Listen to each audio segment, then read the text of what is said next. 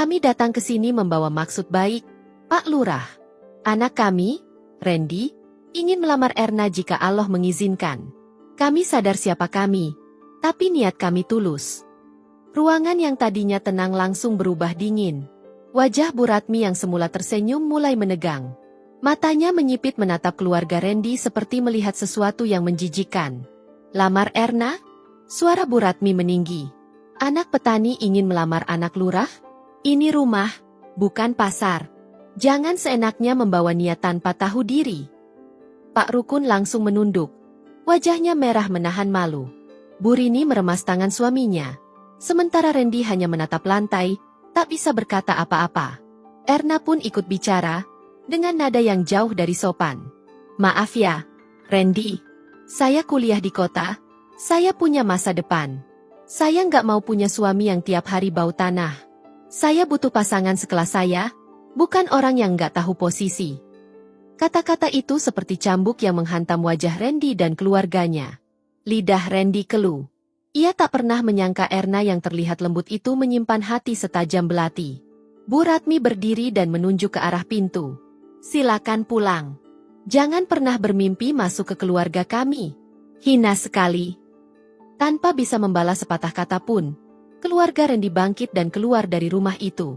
Langkah mereka berat, mata Bu Rini berkaca-kaca. Hati Pak Rukun hancur, sementara Randy menatap tanah sepanjang jalan pulang, seolah ingin menelan semua luka yang baru saja tertanam. Sampai di rumah, Randy mengunci diri di kamar. Ia menatap langit-langit kamar yang sudah mulai usang. Di balik hatinya yang tersayat, sebuah bara mulai menyala. Ia sadar bahwa dunia memandang seseorang dari apa yang dimiliki, bukan dari niat tulus atau kerja keras. Ia sadar, jika ingin dihargai, ia harus berdiri lebih tinggi. Malam itu, saat embun pertama turun, Randy membuat keputusan paling besar dalam hidupnya. Ia tidak akan tinggal di desa selamanya. Ia tidak akan membiarkan keluarganya dihina lagi. Esok pagi, ia akan pergi. Merantau. Mencari harga diri dan bukti bahwa ia bukan siapa-siapa karena keadaan, tapi karena kesempatan yang belum datang.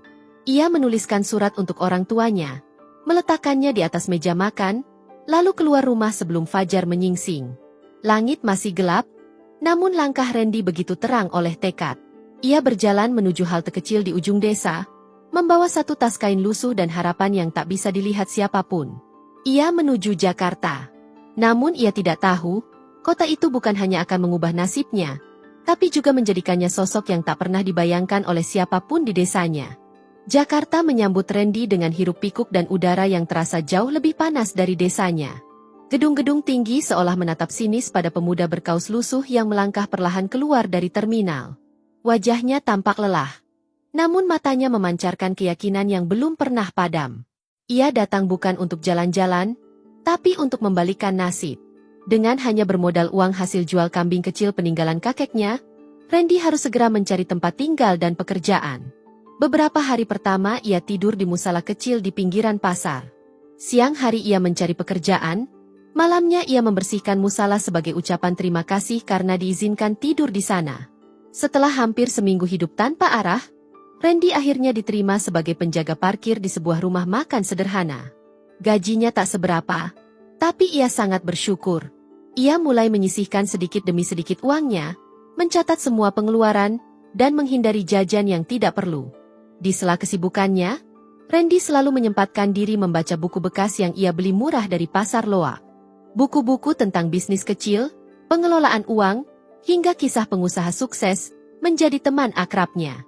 Setiap lembar yang ia baca terasa seperti bahan bakar bagi mimpinya.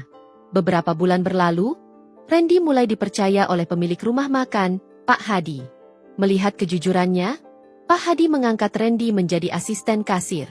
Tugasnya mencatat pemasukan harian dan membantu belanja keperluan dapur.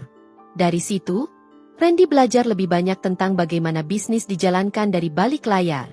Setiap malam, setelah semua selesai, ia menuliskan catatan harian tentang apa yang dipelajarinya.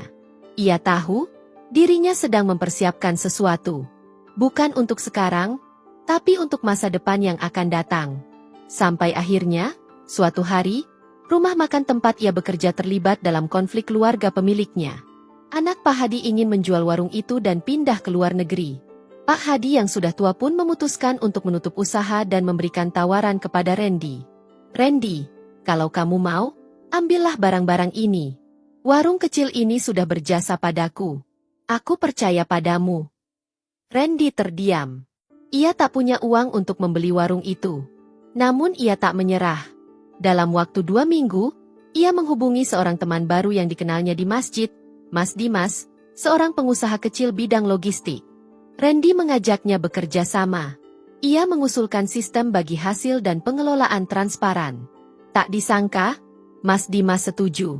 Dengan modal dari Mas Dimas dan tenaga dari Randy, warung itu pun hidup kembali. Tapi Randy tidak berhenti di situ. Ia mengembangkan menu, memperluas area makan, dan mulai membuka jasa pesan antar.